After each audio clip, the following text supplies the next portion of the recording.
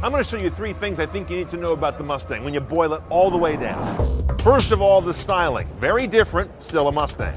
The interior, a lot more tech. And then finally, a new engine, one they said really doesn't belong in a Mustang, but we'll find out it actually does.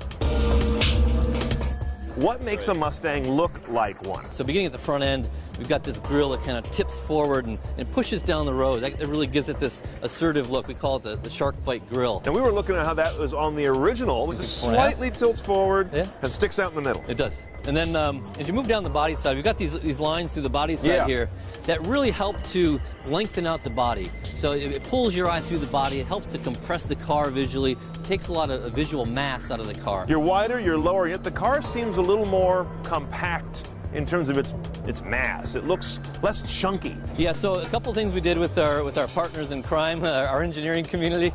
We lowered the roof by almost 1.25 inches in overall height, and that's just at the center line of the roof. Right. You move to the rear deck lid, there's about 70 millimeters of height taken out of that, so that's almost 3 inches of height.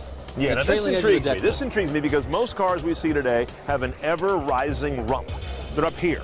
And why is that, and why isn't this? Design trends. Design trends have, kind of pushed more design wedge into the car. The original Mustangs were very linear, very stable in their side view appearance. So if you look at this car compared to the outgoing car, this has a lot of stability visually in side view. We pulled the wheels out on the rear 70 millimeters in total. That allows us to get a lot more what we call muscularity, or the haunch, the rear muscle, the haunch of the vehicle. The current car has what we call a body color B pillar, so it's integrated body into the sheet metal here. But we took that out, we call it a unified DLO graphic. It stands for day, light, opening. It complements what we call the fastback profile. If there is one thing that you have to do when you design a Mustang to keep it a Mustang, what one thing could you not do without and make this car look like it Follow me.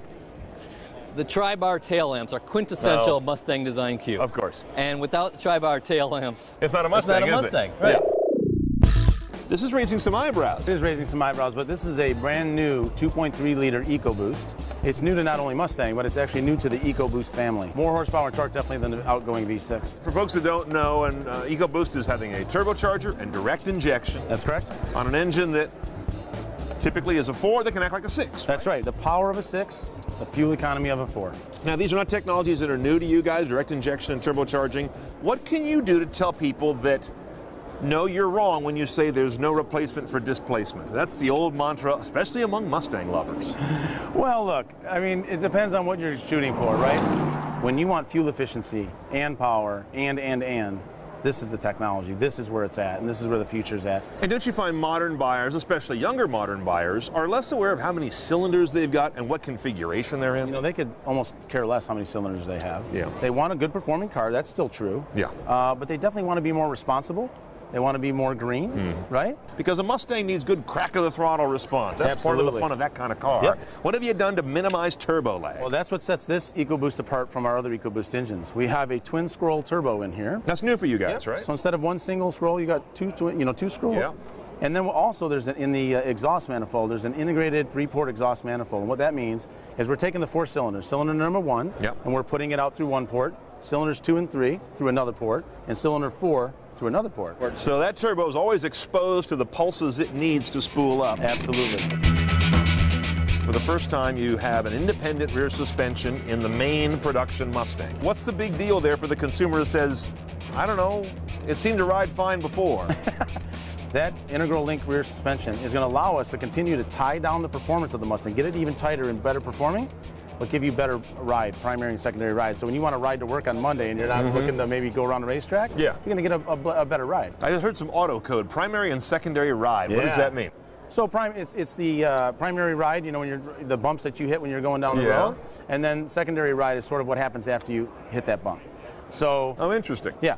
So it's the way that we handle the impacts and then how we handle it after the impact. Waves that go through the car. That's correct. From the crummy roads we all drive on That's today. right. And when you have a solid beam back there, you can excite the car much differently than when you have an independent. Excite's an elegant word. I like that.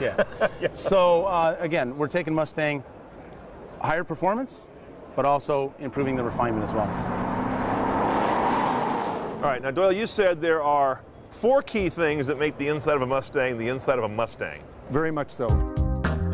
Looking at a Mustang, talking to the customer, we knew it had to be a symmetrical instrument panel. We knew it had to have the double brow. They're looking for a specific thing in a Mustang. They want the big analog gauges in front of the driver. That goes back to year one. Exactly. And one of the things we heard time and time again, honest premium materials.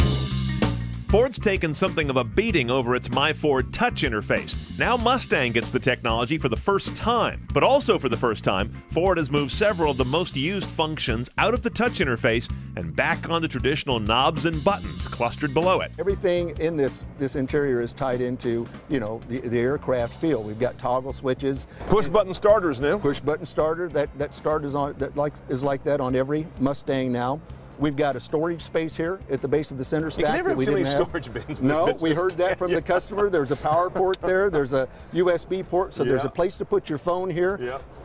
Look where the shift lever is. Look where the cup holders are. They're shifted to the side. You clear towards the passenger, so they're out of your way. You clear them. You're not fighting these things while you're driving the vehicle. I see them symmetrically dropped in here, sometimes right down the midline, but it's right where your arm wants to go to grab that shifter. We shifted them over so they're out of the way when you're driving. The other thing is the steering wheel is actually a little smaller than today's wheel. And if you notice, the metal on today's wheel actually wraps all the way around the outside.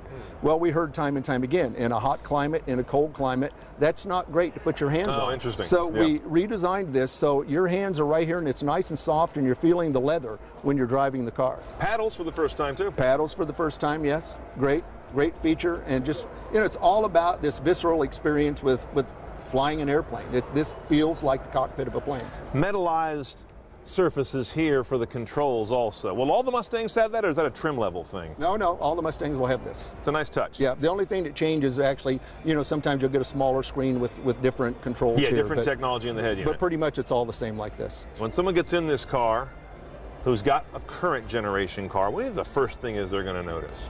Oh, they're going to notice that. The without wing. A doubt, yeah. You love this wing. I just think this is going to make a huge statement for us. The glove box itself is actually, we call this an active glove box. It's a first for Ford. Yeah. The airbag module is actually encapsulated in the glove box. So we were able to eliminate 100 millimeters off of the face of the instrument panel, which gave us this beautiful form. And we kind of keyed in. So this would have been real chunky up here. Exactly, real heavy across this surface area right here, which you'll see in today's car. The speakers used to be these big jutting things that came out. Yes. I always hated that. Yes. Now, I'm not calling anybody out, but you got them nice and flat here. You didn't have to do that. Why did you do that? It was all about making the interior a little bit bigger for the occupant. Look at what we've done here. We pushed the speakers in. We pushed this forward 100 millimeters. We actually tapered this. Scalloped this a little bit. We tapered this instead of, you know, we made the best use of the space that we possibly could to really make it a more roomy. This isn't a big car. No, it's not. But I think you really feel the difference when you get in this with what we've done.